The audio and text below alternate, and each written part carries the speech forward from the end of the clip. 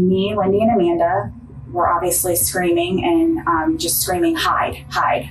Put it down!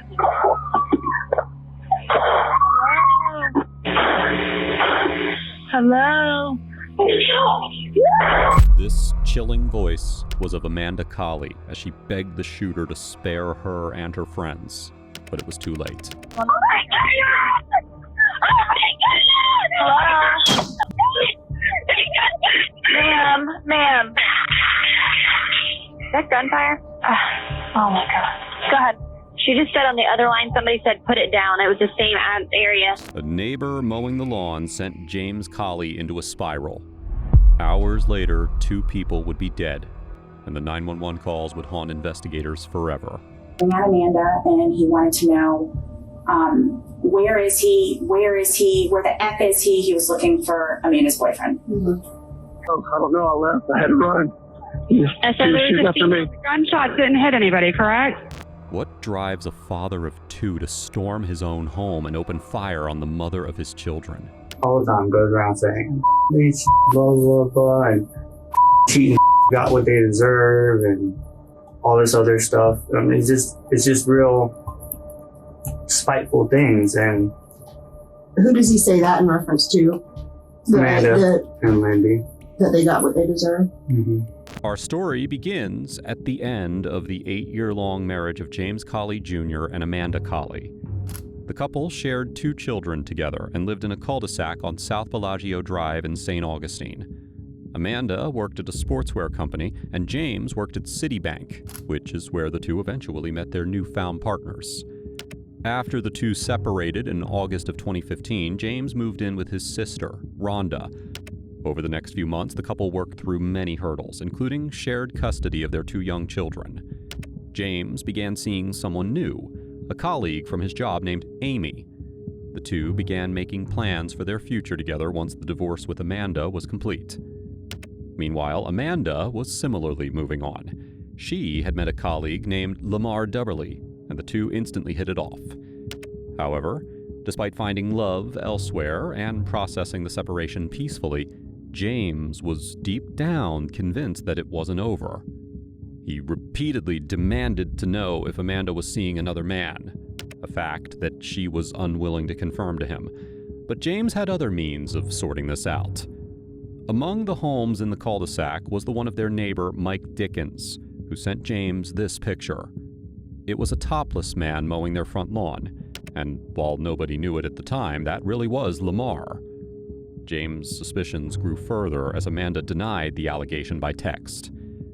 After James claims that she, quote-unquote, could do better than that, she shrugs it off by claiming that she doesn't know the guy.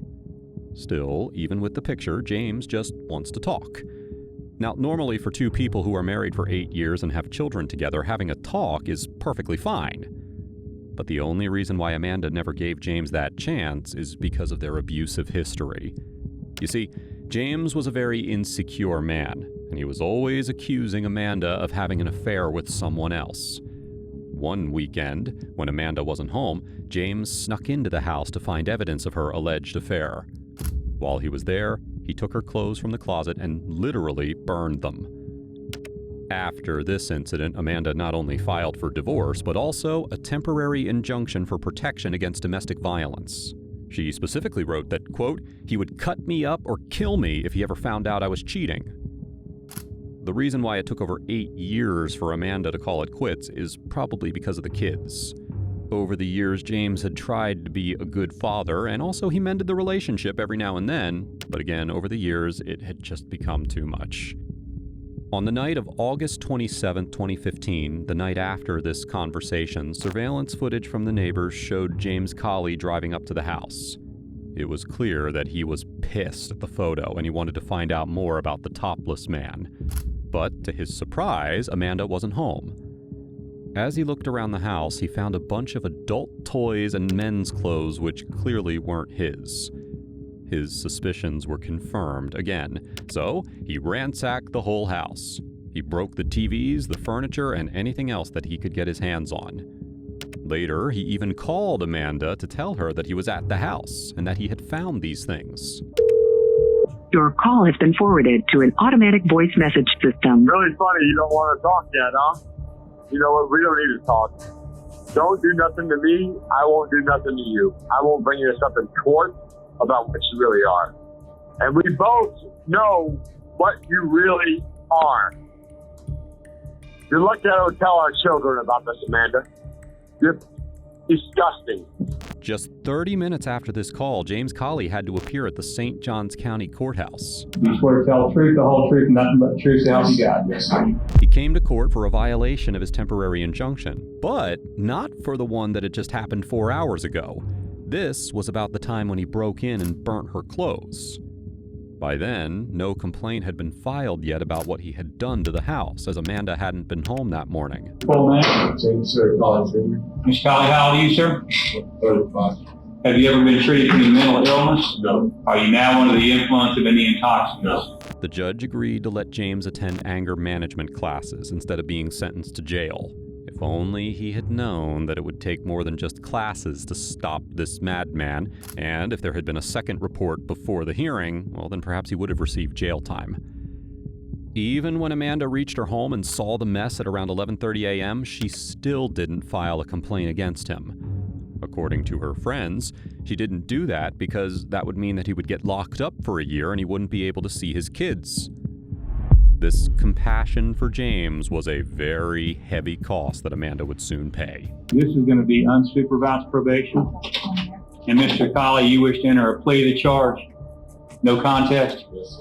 All right, the plea is accepted. Adjudication will be withheld, which means this is not a criminal conviction on your record. You'll be placed on 12 months of unsupervised probation with early termination if you complete everything early. Despite getting a lighter sentence that day, James felt that this was his one step closer to jail. He became desperate to avoid this charge and mend things with Amanda. So, after he left court, he called Amanda. Please talk to me. Please. Amanda, I'm out of court. Please talk to me. Baby, please. This is the last time I'm calling and begging. After hearing that this could possibly be the last time, she picks up, and then the two talk for over 14 minutes. Unfortunately, we don't know exactly what was said in the call, but one thing is for certain. It really was the last time. After the call, James was spotted at a gas station buying a beer, and despite wearing his work clothes, he never went to work. At around 10:11 a.m., he leaves the store, gets in his car, and drives off. This time, he's got 2 fully loaded guns as he bolts to his old address, his marital home on South Bellagio Drive. St. Johns County Sheriff's Office 4. Hi, my sister lives at 260 South Bellagio Court. She has an injunction against her husband. They're going through a divorce. Apparently, he broke into her house about 4:30 this morning and busted every TV in the house. I'm not sure if she called to report it, but I want to make sure. Amanda never reported the house getting ransacked, but instead, she just took account of the damage with her date, Lamar Douberly. She also called her 2 closest friends, Lindy Dobbins and Rachel Hendricks. Lindy left her work that morning after hearing from Amanda, and Rachel had just dropped her kids off at school, after which she rushed over to the house to give her support. Rachel would also be one of the first to describe what exactly happened that day. Amanda hugged immediately. She was crying on my shoulder. She was very upset over the way that the house was trashed and ransacked. The severity of the scene is that a deputy actually responded to the call made by the residents. But the deputy went back after Amanda refused to press charges. She had no idea what was coming. It was now around 11 a.m. Lindy, Lamar, Rachel, and Amanda are all in the living room kitchen area. They look out the window and they see James as he opens fire. As they rushed into the closet, there were multiple 911 calls made, which captured the horror of the victims. Lamar was the first to escape from the scene, after which they all heard James yell, "Where is he? Where is he?" Clearly, he was the target of this attack who got away, but James had his bloodthirsty eyes on everyone, especially Amanda. And Amanda were obviously screaming and just screaming, hide, hide. The trio runs to the master bathroom suite and hides while Amanda's on the phone with 911. You're not in there. Please stop.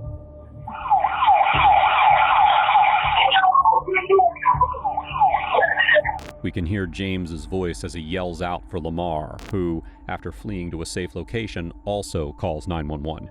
Shots were fired from the outside into the house. And Do you know who it was? yeah, I got a great idea who it was. Okay, are they still there? I don't know. I left. I had to run. He was shooting after me. The gunshots didn't hit anybody, correct? No, they hit the back and glass shattered everywhere. They hit the sliding glass window. I think the shots were aimed at me. Back at the house, James followed the trio and kept demanding, "Where is he?" And he was screaming at Amanda, and he wanted to know, where is he? Where is he? Where the F is he? He was looking for Amanda's boyfriend. Mm-hmm. Put that down. Put it down.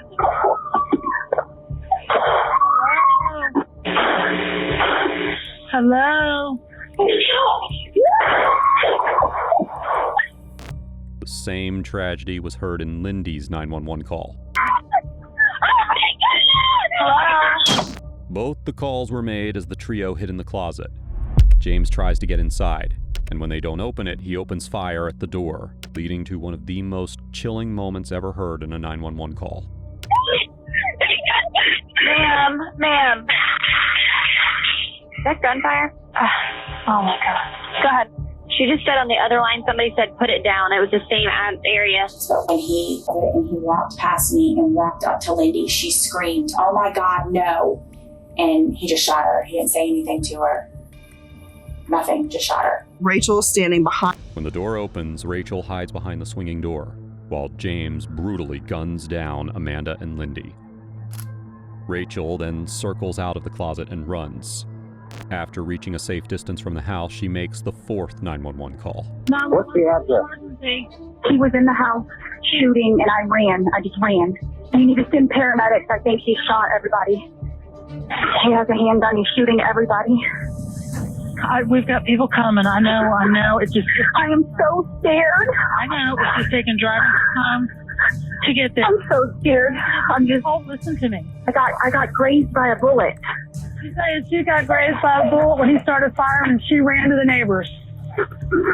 But he point blank shot my friend that was right in front of me. I mean, I'm scared to death for my life. Is that Amanda? He shot Amanda, and he shot Lindy Dobbins, our other friend that was there with us. I'm hiding in a closet at the neighbor's house. I'm scared to death. Okay. What's your name? My name is Rachel Hendricks. Oh my God. This is the worst thing that's ever happened in my entire life. Yeah, just hang on, okay? I'm gonna keep going. I know. I'm just so scared. I'm scared he's gonna come try to find me. Please. This was one of the biggest tragedies in St. Augustine's history. To think that a deputy had arrived at the same house in response to a second violation of injunction just minutes before this disaster. If Amanda had filed charges or kept the deputy there longer, he would have been able to do something to stop this madman before he took the lives of Amanda Colley and Lindy Dobbins. There was no doubt in James's involvement in the case. After the shooting, James left the residence and called his dad and his sisters and told them that he had shot and killed Amanda. James Colley Sr. What did your son tell you when he called you? He told me he shot 2 people. Was that his exact words, or? Yes, he said, "Dad, she put me back in jail. Said I can't handle it no more. Said I don't know what to do." He said, "It's over." Said I've tried to do everything I could, but she keeps on putting me in jail, aggravate me, and just won't let it go. He said, so I done what I had to do. He rushed to his sister's house, picked up a few things, and began fleeing the state of Florida, going northbound. The investigators were ready to pull surveillance, call in the big boys, and do just about anything in order to bring this madman to justice. But, luckily, they were led right to him. I've got a report of a complainant reported had following her, attempting to run her out of the roadway. A woman was driving and he... This call came from Virginia, where a female driver reported James was driving behind her and continually trying to run her off the road. He comes to a complete stop in the road and tried to hit me. I had 3 small children in my car. The investigators acted on this call, and the officers made the traffic stop, which finally led to the capture of James Colley. He was intoxicated and didn't resist much because he knew just what to say when you're caught red-handed. For 10 hours to talk to you, to get some answers, get your side of the story, and everything that happened there. You're going to need to take me back to Florida so I can have an attorney before I talk to anybody. There wasn't much to talk about anyway. He violated his injunction. There was proof from the divorce papers that he had intent to kill from the very start, and we have 2 out of 4 eyewitnesses placing him at the scene of the crime. And in the state of Florida, he wasn't just looking at life in prison, he was looking at the death sentence. As the evidence was piling up, the investigators had to look for motives, opportunities, and moments that may or may not have influenced his intent, like the picture that he got from his neighbor, Mike Dickens. Was she cheating? You know, and that's why I took that picture. I'm like, what? He said, man, all this S&M and all this stuff. I'm like, okay, James, big deal. Big deal. You knew she was cheating. Nobody knows who the boyfriend is. She's cheating. You're going through a divorce. You filed for divorce. Leave her alone. And says, don't let this ruin your life. There's a, this was, you see what time it was. He didn't give me nothing that he was going to do something stupid. When James was booked, he made several calls to his family who were getting ready for the case and also taking care of his kids. Nothing about anything like that. Just, am I thinking about killing myself? No. You know, have you thought about killing yourself? No. Are you sure you're okay, bud? All things considered? Yeah, man. I mean, you know, just situation, but it's all right. It's name gone, but they don't know how she's gone. Right. Okay. And the What do they think about me? Trey looked at Mom and Johnny, and he said, "You know what, Uncle Johnny? I don't care what my daddy did.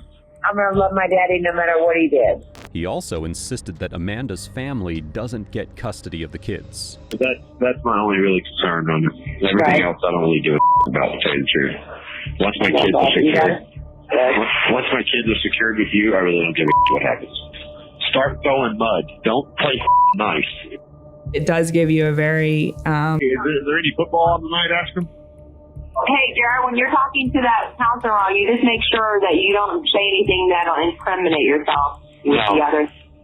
I thought about it, and I was just going to say that, you know, what happened, and I don't remember anything from Thursday, and I kind of don't remember anything on Friday, little bits and pieces, and then, you know, my memory started coming back,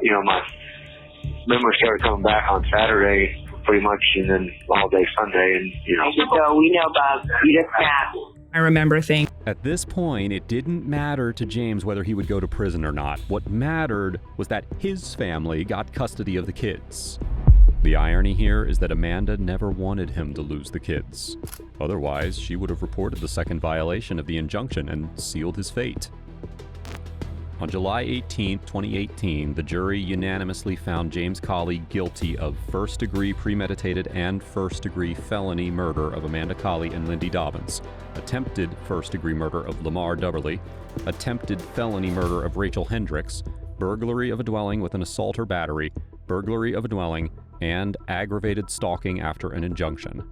Accordingly, the court sentenced James Colley to death for each murder and imposed sentences for Colley's other convictions to run concurrently with the death sentences. Afterward, the children were placed in state custody and later were cared for by one of Amanda Colley's family members. Now, if you think this case was horrific, you need to check out my video on the evil grandpa who almost got away with murder.